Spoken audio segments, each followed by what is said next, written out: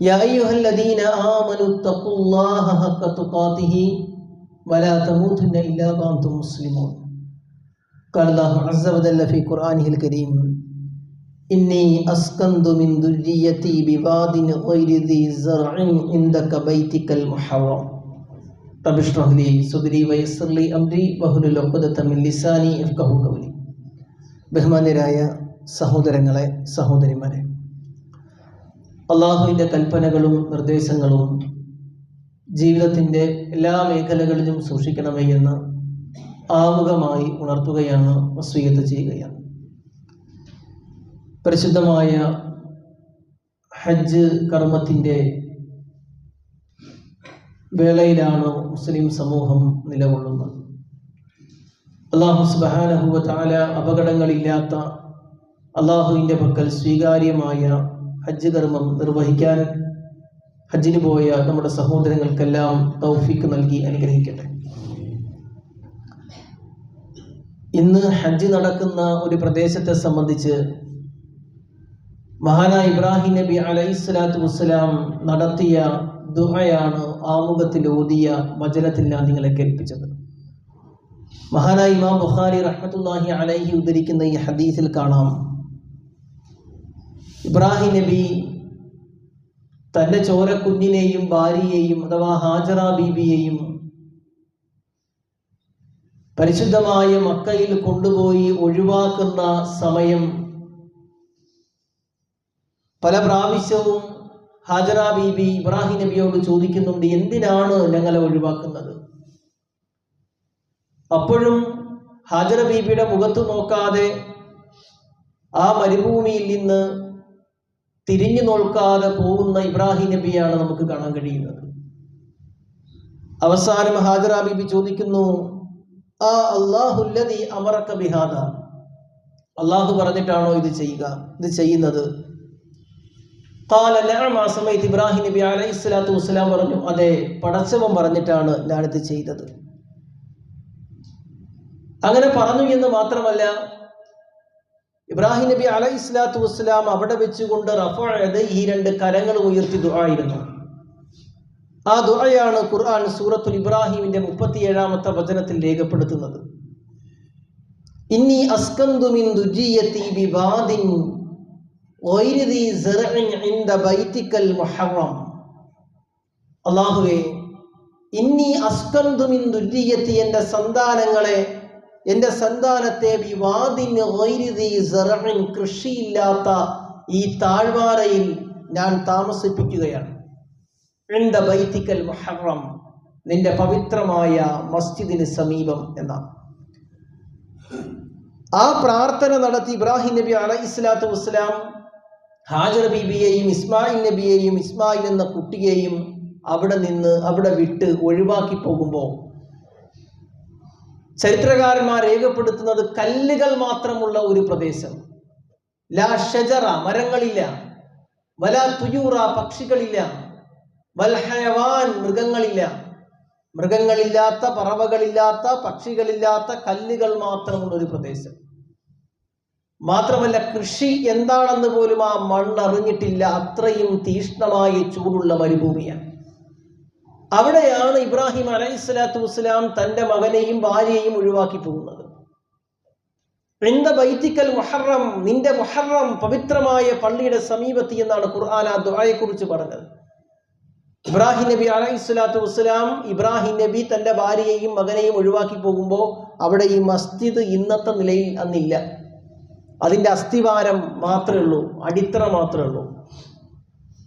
അല്ലാഹു സുബ്ഹാനഹു വ തആല അവിടെ വെച്ചുകൊണ്ടാണ് അല്ലാഹു സുബ്ഹാനഹു വ തആല സൂറത്തുൽ ബഖറയുടെ 127-ാമത്തെ വചനത്തിൽ പറയുന്നത്, ഇബ്രാഹിം നബി അലൈഹിസ്സലാത്തു വസ്സലാമയും ഇസ്മായിൽ നബിയും അങ്ങനെ ഇസ്മായിൽ നബി വളരുന്ന പ്രായമെത്തിയപ്പോൾ ഖുർആൻ പറഞ്ഞു, ഇത് യർഫഉ ഇബ്രാഹീമുൽ ഖവാഇദ മിനൽ ബൈതി വ ഇസ്മായിൽ നബിയും ഇബ്രാഹിം നബിയും കൂടി അതിൻ്റെ ആ കഅബാലയത്തെ പുനർനിർമ്മിക്കുന്നുണ്ട്. അങ്ങനെ ആ കഅബാലയം പുനർനിർമ്മിക്കപ്പെട്ടു. ആ സമയത്ത് അവർ ദുആയിരുന്നു, റബ്ബനാ തഖബ്ബൽ മിന്നാ ഇന്നക അൻതസ് സമീഉൽ അലീം, പടച്ചവനെ ഞങ്ങളിൽ നിന്ന് നീ സ്വീകരിക്കണം, നീ എല്ലാം അറിയുന്നവനാണ്, എല്ലാം കേൾക്കുന്നവനാണ്. അങ്ങനെയാണ് കഅബാലയം പുനർനിർമ്മിക്കപ്പെടുന്നത്. എന്ന് മുതലാണ് കഅബാലയം ഉണ്ടായെന്ന ചോദ്യത്തിന് വ്യത്യസ്തമായ അഭിപ്രായങ്ങളുണ്ട്. ആ വ്യത്യസ്തമായ അഭിപ്രായങ്ങളുടെ കൂട്ടത്തിൽ ആദം നബിയുടെ കാലത്ത് തന്നെ കഅബാലയം ഉണ്ട് എന്ന അഭിപ്രായം കാണാം. അതല്ല, ആദം നബിക്ക് ശേഷമാണ് കഅബാലയം നിർമ്മിക്കപ്പെട്ടത് എന്ന അഭിപ്രായങ്ങൾ കാണാം. എന്നുമാവട്ടെ, കഅബാലയം പുനർനിർമ്മിച്ചത്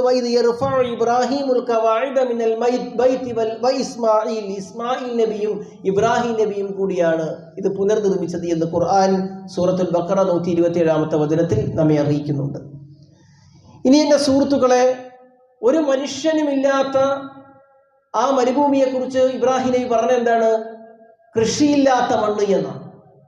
അത് പറയുക മാത്രമല്ല, അത് അനുഭവിച്ചു. ഹാജറും ഇസ്മായിലും അവിടെ അത് അനുഭവിച്ച ചരിത്രം നമുക്കറിയാം.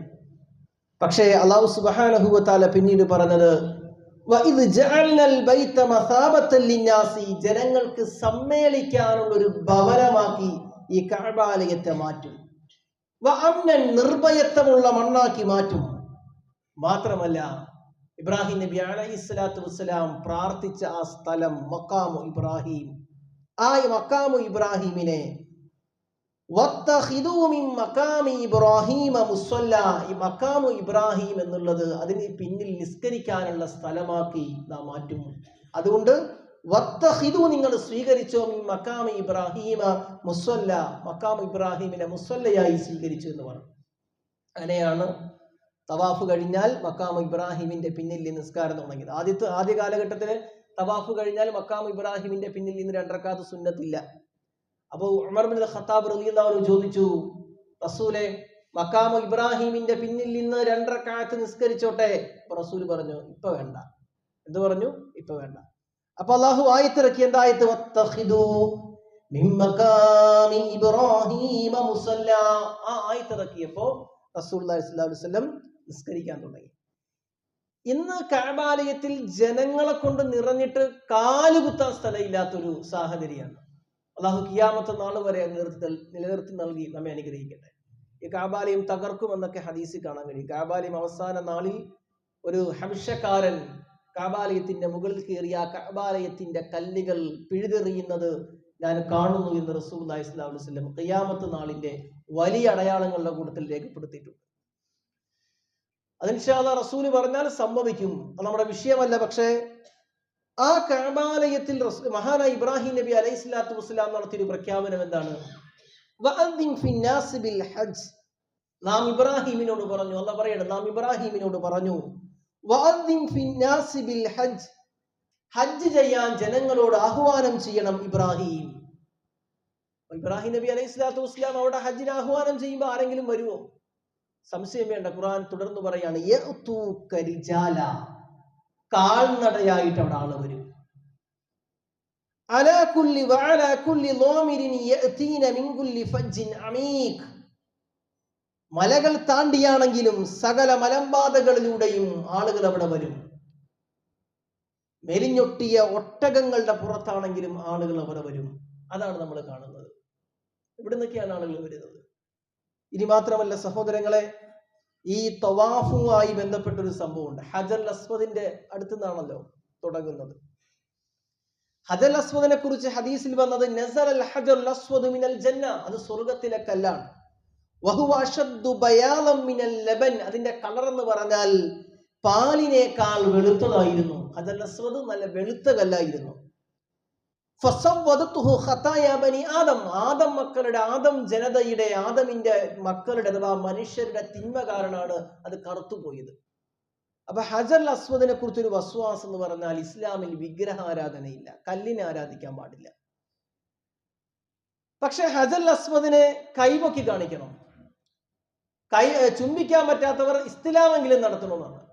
അപ്പൊ ഒരു കല്ലിനെ ചുംബിക്കുക, അപ്പൊ അത് വിഗ്രഹാരാധനയല്ലേ എന്നാണ്. മഹാനായ ഉമർ റളിയല്ലാഹു അൻഹു പറഞ്ഞു, ഇന്നി യഅലമു അന്നക ഹജർ, നീ ഒരു കല്ലാണെന്ന് എനിക്കറിയാം. ഇത് ആ കല്ലിനോട് തേടിയതല്ല. കല്ലിനോട് തേടിയ ശിർക്കല്ല എന്ന് പറഞ്ഞ ചില ആളുകൾ കൊണ്ടുവരും. ഇത് കല്ലിനോട് തേടിയതല്ല. അവിടെ വന്ന ആളുകളെ പഠിപ്പിച്ചു കൊടുക്കുകയാണ്. ഇന്നി യഅലമു അന്നക ഹജർ, നീ ഒരു വെറും കല്ലാണെന്ന് എനിക്കറിയാം. ലാ തദുറു വലാ തൻഫഉ, നിനക്കൊരു ഉപദ്രവവും ചെയ്യാനാവില്ല, ഒരു ഉപകാരവും ചെയ്യാനാവില്ല.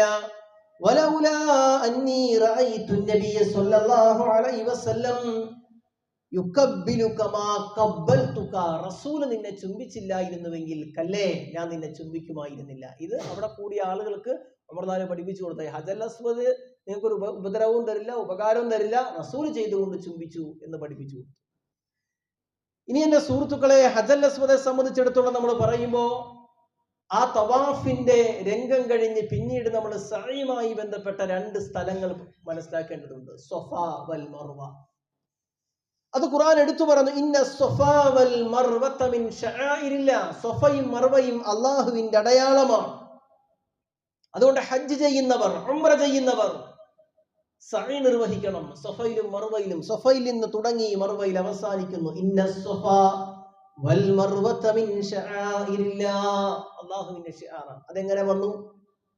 2 മലകൾക്കിടയിൽ ഓടുക എന്നുള്ളത് എങ്ങനെ വന്നു? കഅബാലയത്തിന് സമീപമുള്ള 2 മലകൾക്കിടയിൽ ഓടാൻ കാരണം എന്താണ്? ഹാജറ ബീബി റളിയല്ലാഹു അൻഹ വെള്ളം കിട്ടാതെ പ്രയാസപ്പെട്ടപ്പോ തന്റെ കയ്യിലുള്ള തോൽപാത്രത്തിലെ വെള്ളം തീർന്നു എന്ന് കണ്ടപ്പോ സഫാ മർവക്കിടയിൽ ഹാജറ ബീബി ഓടുന്നു. സഫയിൽ നിന്ന് മർവയിലേക്ക്, മർവയിൽ നിന്ന് സഫയിലേക്ക്. അവസാനം മരിക്കുമെന്ന ഘട്ടം വന്നപ്പോ, പ്രതിസന്ധിയായപ്പോ ജിബ്രീൽ അലൈഹിസ്സലാത്തു വസ്സലാമയെ മനുഷ്യ കോലത്തിൽ,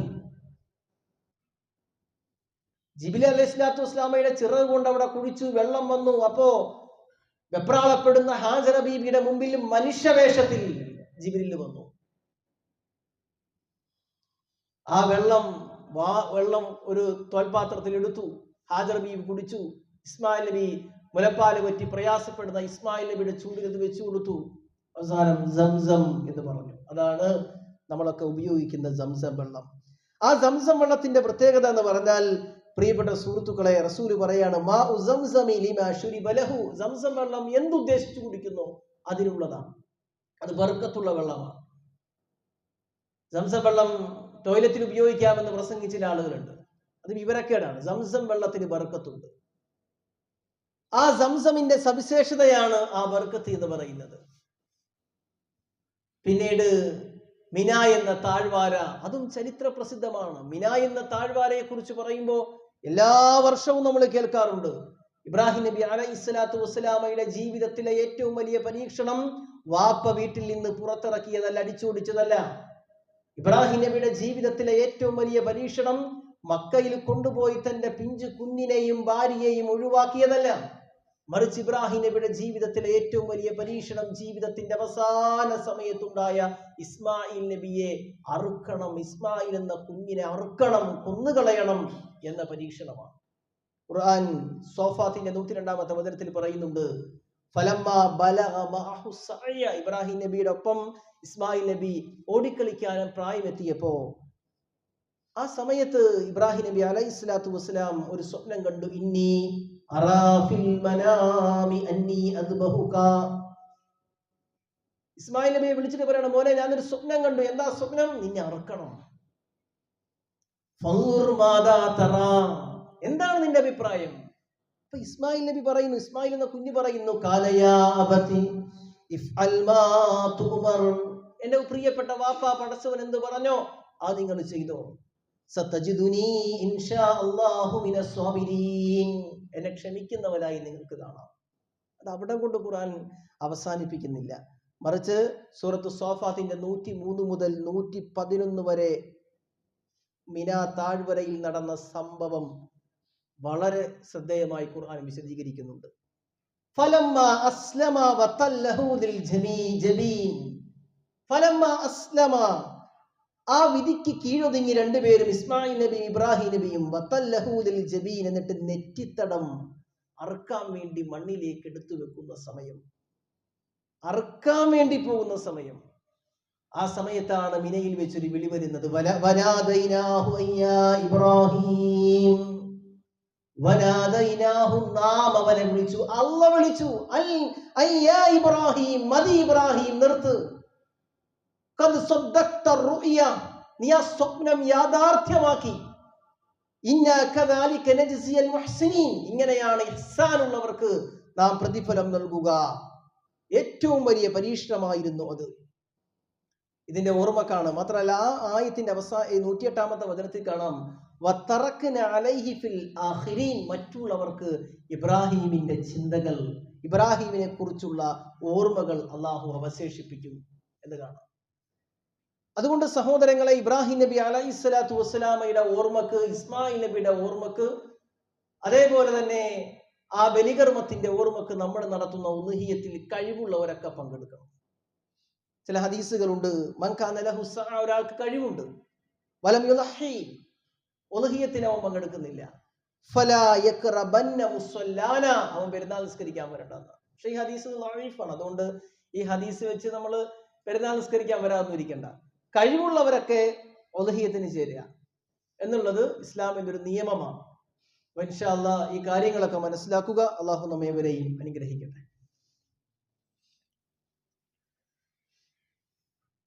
അൽഹംദുലില്ലാഹ് വസ്സലാത്തു വസ്സലാമു അലാ റസൂലില്ലാഹ് വഅലാ ആലിഹി വഅസ്ഹാബിഹിൽ ഫായിസീന ബിറുല്ലാഹി അമ്മാ ബഅദ്. അള്ളാഹുവിന്റെ കൽപ്പനകളും നിർദ്ദേശങ്ങളും ജീവിതത്തിന്റെ എല്ലാ മേഖലകളിലും സൂക്ഷിക്കണമേ എന്ന് ഒരിക്കൽ കൂടി ഉണർത്തുകയാണ്, വസിയ്യത്ത് ചെയ്യുകയാണ്. ഹജ്ജിന്റെ വളരെ പ്രധാനപ്പെട്ട ദിവസമാണ് യൗമു അറഫ. അറഫാ ദിനത്തിൽ നിൽക്കാത്ത, അറഫയിൽ നിൽക്കാത്ത ഒരാൾക്ക് ഹജ്ജില്ലെന്നാണ്.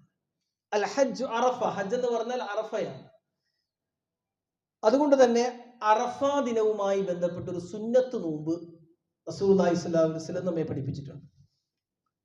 അബൂദാവൂദ് റഹ്മത്തുള്ളാഹി അലൈഹി ഉദ്ധരിക്കുന്ന ഹദീസിൽ കാണാം, കാന റസൂലുള്ളാഹി സ്വല്ലല്ലാഹു അലൈഹി വസല്ലം യസൂമു തിസ്അദിൽ ഹജ്ജ്, റസൂലുള്ളാഹി സ്വല്ലല്ലാഹു അലൈഹി വസല്ലം ദുൽഹജ്ജ് 9 അഥവാ അറഫാ ദിനത്തിന് നോമ്പെടുത്തിട്ടുണ്ട്. ഈ ഹദീസ് തന്നെ ദുൽഹജ്ജ് 1 മുതൽ 9 വരെ നോമ്പെടുക്കാൻ ചില ആളുകൾ തെളിവ് പിടിക്കാറുണ്ട്. ഒരു ഭാവം പണ്ഡിതന്മാരത് ചെയ്യാമെന്ന് പറഞ്ഞ അഭിപ്രായക്കാരൊക്കെ ഉണ്ട്.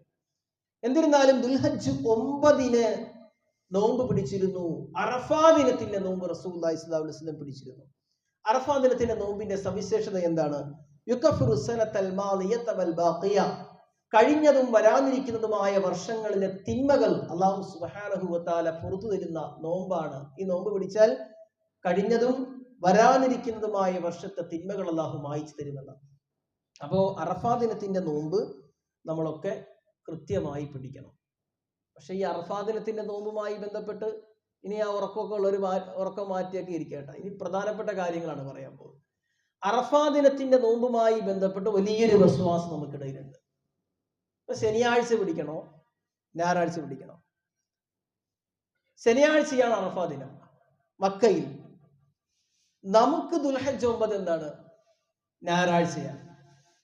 അപ്പൊ ശനിയാഴ്ച അറഫാ ദിനത്തോടനുബന്ധിച്ച് നമ്മൾ ഐക്യദാർഢ്യം പ്രകടിപ്പിച്ച് ശനിയാഴ്ച നോമ്പ് പിടിക്കണമെന്ന് വാദിക്കുന്നവർ നമ്മുടെ കൂട്ടത്തിലുണ്ട്.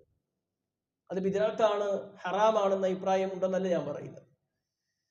പക്ഷെ അങ്ങനെ ഒരു വാദം കൊണ്ടുവരുമ്പോൾ ചില സംശയങ്ങൾ ഉസൈമിൻ ഇബ്നു തൈമിയ റഹ്മത്തുള്ളാഹി അലൈഹിമ ഇവരെ പോലുള്ള പണ്ഡിതന്മാർ വിശദീകരിക്കുന്നതാണ്. ആ ഫത്വ ഞാൻ വായിക്കുന്നതിന് മുമ്പ് അവിടെ പറയുന്നത്, മക്കയിൽ ദുൽഹജ്ജ് 1 ആകുന്നതിന് മുമ്പ് ദുൽഹജ്ജ് 1 ആയ രാജ്യങ്ങളുണ്ട്. മനസ്സിലായോ? മക്കയിൽ ദുൽഹജ്ജ് 1 ആകുന്നതിന് മുമ്പ് ദുൽഹജ്ജ് 1 ആയ രാജ്യങ്ങളുണ്ട്. ഒരു ദിവസം മുമ്പ് ദുൽഹജ്ജ് 1 ആയി. അവര് അറഫാ ദിനത്തോട് ഐക്യദാർഢ്യം പ്രകടിപ്പിച്ച് നോമ്പ് പിടിക്കാൻ നിന്നാൽ അവരെന്ന് നോമ്പ് പിടിക്കേണ്ടി വരും? ദുൽഹജ്ജ് 10 നോമ്പ് പിടിക്കേണ്ടി വരും. ദുൽഹജ്ജ് 10 പെരുന്നാളാണ്. ദുൽഹജ്ജ് 10 പെരുന്നാളാണ്. പെരുന്നാളിൽ നിന്ന് നോമ്പ് പിടിക്കൽ ഹറാമാണ്. അപ്പൊ എന്താ അവർ ചെയ്യുക? ഇനി 2, മക്കയിൽ മാസപ്പിറവി ദുൽഹജ്ജ് 1 കഴിഞ്ഞു.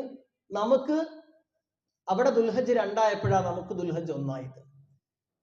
അപ്പൊ നമ്മൾ ഐക്യദാർഢ്യം പ്രകടിപ്പിച്ച് നോമ്പ് പിടിച്ചു വരുമ്പോ നമ്മുടെ ദുൽഹജ്ജ് 8 നോമ്പ് പിടിക്കണം. എന്നാലും പ്രശ്നമില്ല.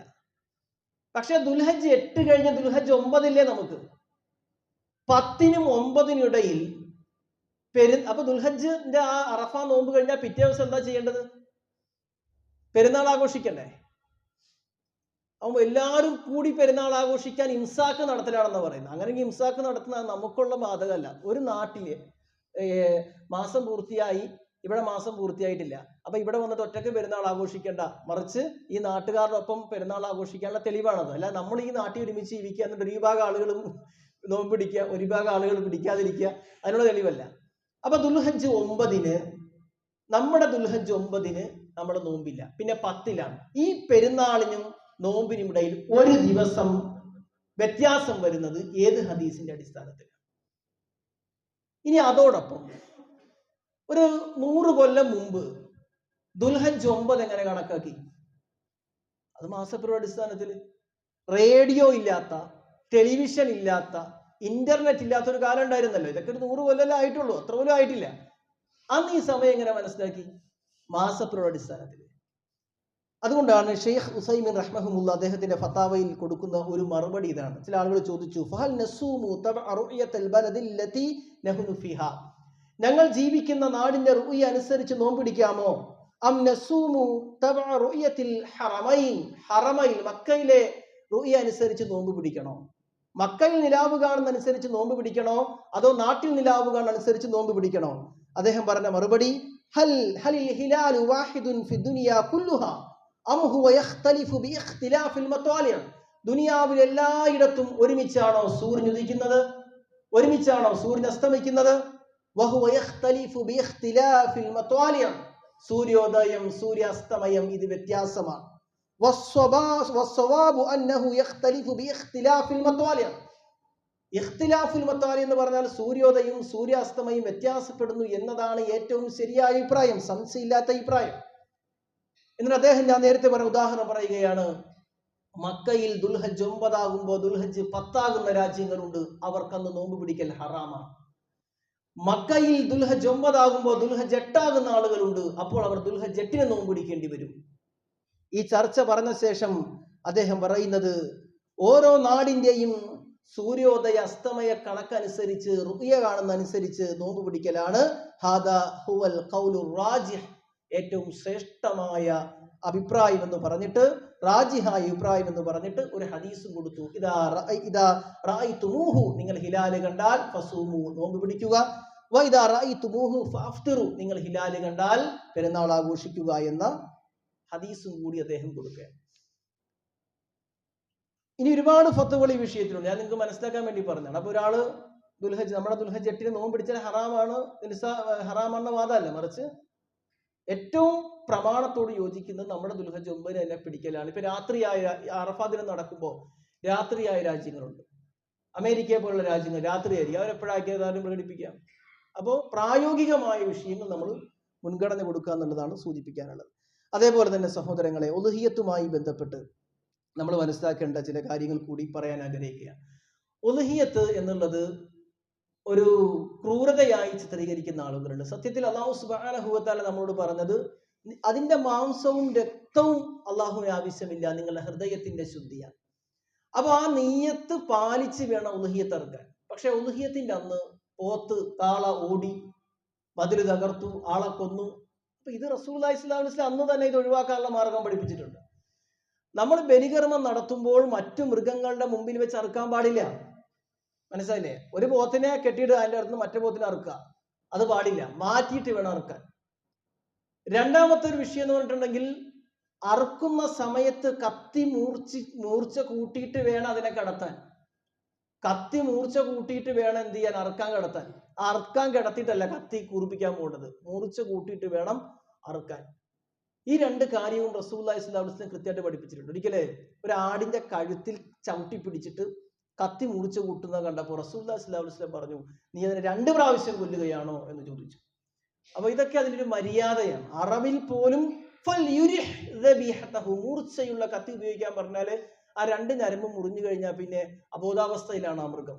കാണുന്ന നമുക്ക് അതിന്റെ ബ്ലഡ് പോകുമ്പോൾ ഒരു വല്ലാത്തൊരു അസ്വസ്ഥ ഉണ്ടെങ്കിലും ആ മൃഗത്തെ സംബന്ധിച്ചിടത്തോളം അബോധാവസ്ഥയിലാണ് പിന്നെ ഈ 2 ഞരമ്പ് മുറിഞ്ഞ. അതാണ് എന്ന് പറഞ്ഞത്. ഇനി അതേപോലെ സഹോദരങ്ങളെ, ഈ മൃഗത്തിന്റെ ഇറച്ചി കഴിക്കാൻ പറ്റുമോ എന്നുള്ളതാണ്. ഇപ്പൊ നമ്മൾ മനസ്സിലാക്കണം, ഈ സക്കാത്തിന്റെ ഓഹരി കണക്കാക്കുന്ന പോലെ ഉളുഹിയത്തിന്റെ ഓഹരിയെ കുറിച്ച് പറയുന്നില്ല. അങ്ങനെ സക്കാത്തിന്റെ ഓഹരിയെ കുറിച്ച് പറയുന്നുണ്ടല്ലോ. പക്ഷെ ഇവിടെ പറയുന്നത് ഫഖുലൂ മിൻഹ, നമുക്കതിൽ നിന്ന് കഴിക്കാം. അതായത് ഉള്ളത് കൊണ്ട് തൃപ്തിയടയുന്ന പാവപ്പെട്ടവർക്കും ആവശ്യപ്പെട്ട് വരുന്നവർക്കും അതിൽ നിന്ന് കൊടുക്കാം എന്നാണ്. അപ്പൊ ആവശ്യക്കാർക്ക്, സാധുക്കൾക്ക് അത് വിതരണം ചെയ്യണം എന്നുള്ളതാണ്. അപ്പൊ ആദ്യ കാലത്ത് റസൂലുള്ളാഹി സ്വല്ലല്ലാഹു അലൈഹി വസല്ലം പറഞ്ഞു 3 ദിവസത്തിലധികം സൂക്ഷിച്ചു വെക്കാൻ പാടില്ല. മാംസം 3 ദിവസത്തിലധികം സൂക്ഷിച്ചു വെക്കാൻ പാടില്ല. പിന്നെ റസൂൽ പറഞ്ഞു കുലു, നിങ്ങൾ തിന്നോ, വദ്ദഖിറു, നിങ്ങൾ സൂക്ഷിച്ചു വെച്ചോ, വഅത്ഇമു, നിങ്ങൾ മറ്റുള്ളവർക്ക് ഭക്ഷണമായിട്ട് കൊടുത്തോ. അപ്പോ മാംസമായിട്ടും കറിയായിട്ടും ഒക്കെ നമുക്കത് വിതരണം ചെയ്യാം, പാവപ്പെട്ട ആളുകളിലേക്ക് അത് എത്തിക്കാം. പിന്നെ നമ്മളൊരു ബഹുമത സമൂഹത്തിലാണ് ജീവിക്കുന്നത്. ഒരു 5 വീട് മുസ്ലിം വീടുണ്ട്, അവരെ പോലെ തന്നെ സാധുക്കളായ ഒരു ഹിന്ദുവോ ഒരു ക്രിസ്ത്യൻ സഹോദരനുണ്ട്. ഈ 5 വീട്ടിൽ നമ്മൾ കൊടുത്തു, ഈ മുസ്ലിം സഹോദരന്റെ വീട്ടിൽ കൊടുത്തില്ല. അത് എന്താണ് അതിന്റെ വിധി? മുസ്ലിം സഹോദരങ്ങൾക്ക് കൊടുക്കാൻ പറ്റൂല്ലേ? ഇത് ഇസ്ലാമിക ലോകത്ത് വലിയ ചർച്ചയാണ്.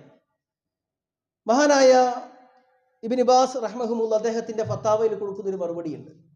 ഹൽ യജൂസു ഇഅ്താഉൽ മുസ്ലിമി മിൻ ലഹ്മിൽ ഉദ്ഹിയ, ഉദ്ഹിയത്തിന്റെ ഇറച്ചിയിൽ നിന്ന് മുസ്ലിങ്ങളല്ലാത്ത ആളുകൾക്ക് കൊടുക്കാമോ എന്നാണ് ചോദ്യം. അദ്ദേഹം കൊടുത്ത മറുപടി ഇല്ല ഹറജ, തെറ്റില്ല, കൊടുക്കൽ എന്തല്ല, തെറ്റില്ല.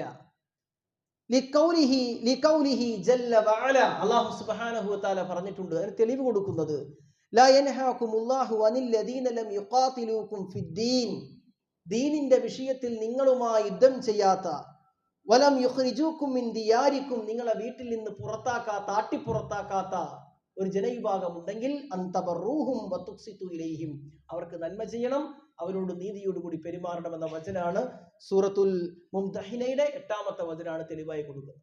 പിന്നെ അദ്ദേഹം പറയുന്നത് ഫൽ കാഫിറുൽ ലദീ ലൈസ ബൈനനാ വ ബൈനഹു ഹർബ്, നമ്മളുമായി യുദ്ധപ്രഖ്യാപനം നടത്താത്ത സത്യനിഷേധികൾ, നമ്മളുമായി നല്ല നിലയിൽ വർത്തിക്കുന്ന, സൗഹാർദ്ദത്തിൽ വർദ്ധിക്കുന്ന ആളുകൾ, അവർക്കാണെങ്കിൽ യുഅ്തിയ മിനൽ ഉൽഹിയതി വമിന സ്വദഖ, സ്വദഖയിൽ നിന്ന് കൊടുക്കാം, ഉൽഹിയത്തിൽ നിന്ന് കൊടുക്കാം. പക്ഷെ ഈ മാംസം ദുരുപയോഗം ചെയ്യുന്ന, മദ്യത്തിന്റെ കൂട്ടത്തിൽ അല്ലെങ്കിൽ ഇതുകൊണ്ട് കുഴിച്ചു മൂടിക്കളയ, അങ്ങനെ ഒരു ശത്രു മനോഭാവമുള്ള ദുരുപയോഗം ചെയ്യുന്ന ആളുകളാണെങ്കിൽ കൊടുക്കാൻ പാടില്ല. ഇതാണ് ആ വിഷയത്തിലുള്ള മറുപടി. അല്ലാഹു സുബ്ഹാനഹു വ തആല നമ്മേവരെയും അനുഗ്രഹിക്കട്ടെ.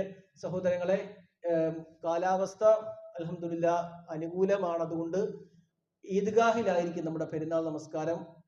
കൃത്യം 7:15 തന്നെ റദൂത്തുൽ ഇസ്ലാം സ്കൂളിന്റെ ആ ഗ്രൗണ്ടിൽ നമ്മുടെ ഈദ്ഗാഹ് ആരംഭിക്കും. 7:15 സമയം കുറിച്ചു വെക്കുക, താമസിച്ച് വരരുത്, നേരത്തെ വരിക, താമസിച്ച് വരരുത്. 7:15 നമസ്കാരം ആരംഭിക്കുന്നത്. ഈ കാര്യം കൂടി സൂചിപ്പിക്കുകയാണ്. അല്ലാഹു സുബ്ഹാനഹു വ തആല നമ്മുടെ ജീവിതത്തിൽ വന്നുപോയ തെറ്റുകുറ്റങ്ങളെല്ലാം പുറത്തു നൽകി നമ്മേവരെയും അനുഗ്രഹിക്കട്ടെ. അള്ളാഹു നാളെ ഒരു സംഘം ആളുകളെ സ്വർഗത്തിലേക്കും മറുസംഘം ആളുകളെ നരകത്തിലേക്കും കൊണ്ടുപോകുമ്പോൾ സ്വർഗം നൽകുന്നവരിൽ ഞങ്ങളെ നീ ഉൾപ്പെടുത്തി അനുഗ്രഹിക്കണേ റഹ്മാനെ. വ്യത്യസ്ത രാജ്യങ്ങളിൽ പരീക്ഷണങ്ങൾ അനുഭവിക്കുന്ന വിശ്വാസികൾക്ക് നീ ശാന്തിയും സമാധാനവും ഇസ്സത്തും പ്രദാനം ചെയ്യണേ റഹ്മാനെ. ശാരീരികമായും കുടുംബപരമായും സാമ്പത്തികമായും മാനസികമായും ഒക്കെ വേദനിക്കുന്ന ഞങ്ങളുടെ സഹോദരങ്ങളുടെ പ്രയാസങ്ങൾ നീ മാറ്റിക്കൊടുക്കണേ റഹ്മാനെ. ഞങ്ങളുടെ മരണപ്പെട്ടു പോയ മാതാപിതാക്കൾ, കുടുംബമിത്രാദികൾ, സഹോദരങ്ങൾ, അവരുടെ കബറിടത്തെ നീ വിശാലമാക്കണേ റഹ്മാനെ.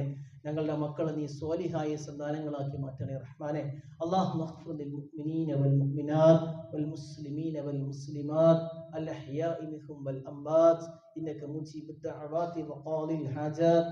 اللهم أجرنا من النار، اللهم أجرنا من النار، اللهم أجرنا من النار. ربنا آتنا في الدنيا حسنة وفي الآخرة حسنة وقنا عذاب النار. آمين برحمتك يا أرحم الراحمين.